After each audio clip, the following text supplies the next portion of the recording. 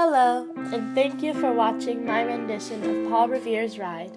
I am blessed by all you who are watching, and I pray that all of you will be, after viewing, inspired to spread the message of American liberty, virtue, and faith for the ultimate glory of God to all who come in contact with you. And I couldn't have finished this project without Amanda Fisher and Timmy Murley. A big thanks to you. Enjoy the film.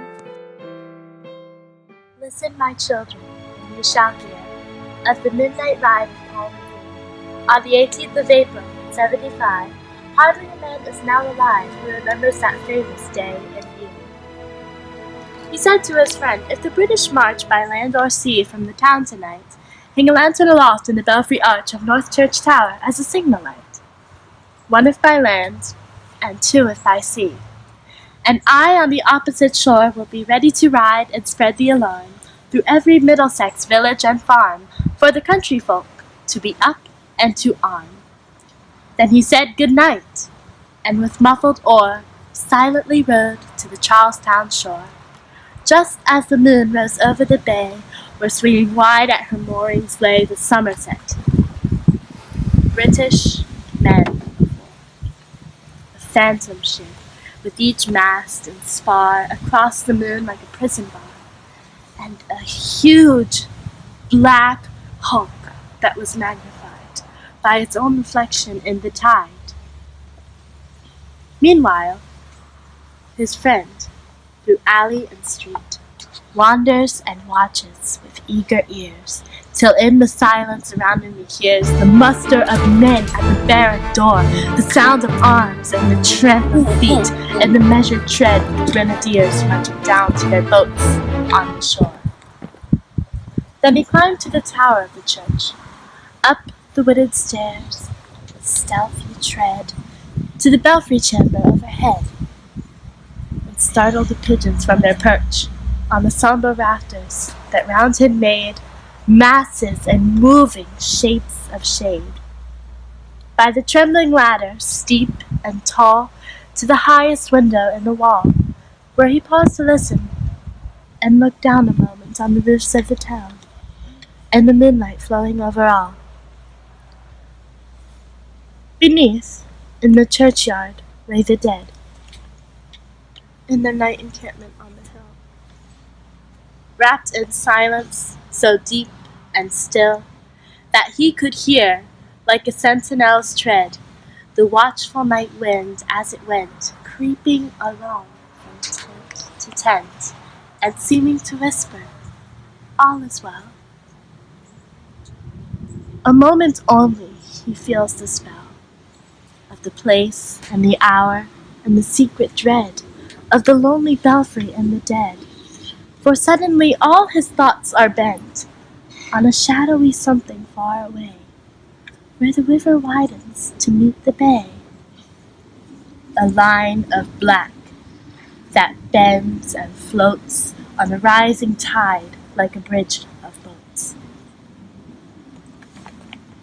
Meanwhile, impatient to mount and ride, booted and spurred with a heavy stride, on the opposite shore walked Paul Revere. Now he patted his horse aside, now gazed on the landscape far and near, then impetuous stamped the earth, and turned and tightened his saddle girth. But mostly he watched with eager search the belfry tower of the old North Church, as it rose above the graves on the hill, lonely and spectral and sombre and still.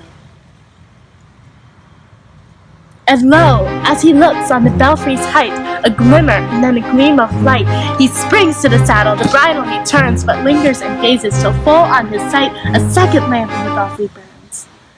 A hurry of hoofs in a village street, a shape in the moonlight, a bulk in the dark, a leaping from pebbles and passing, a spark struck out by a steed that flies fearless and fleet. That was all.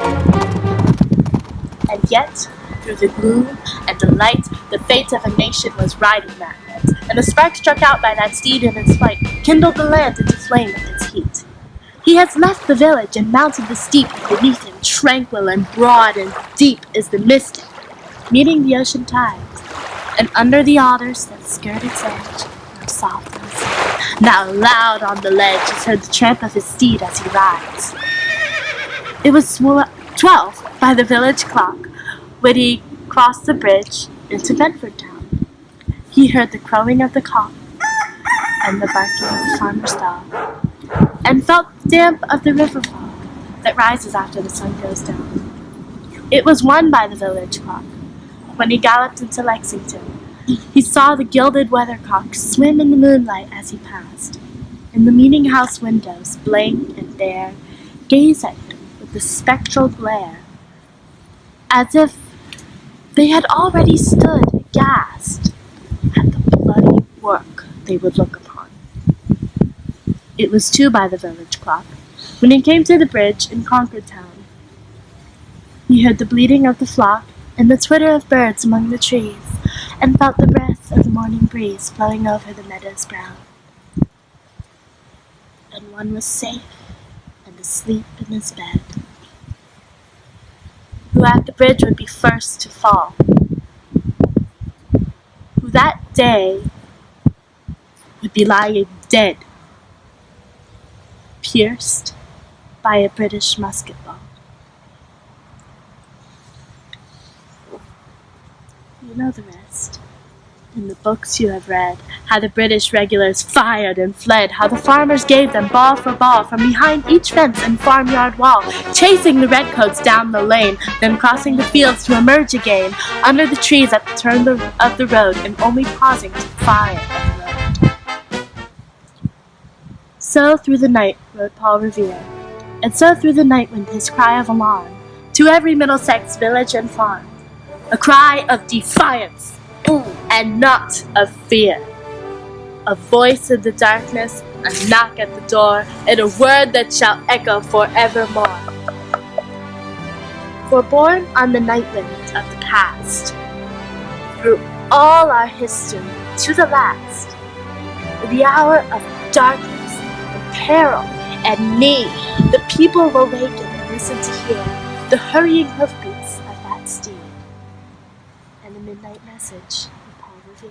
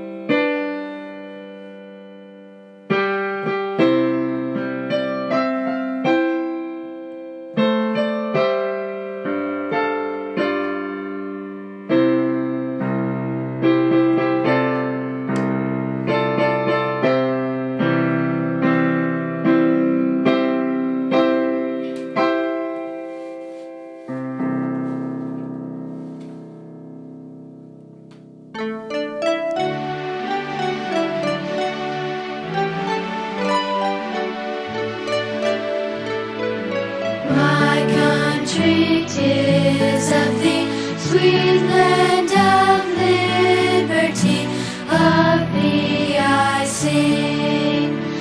Land where my fathers died, land of the pilgrim's pride, from every mountain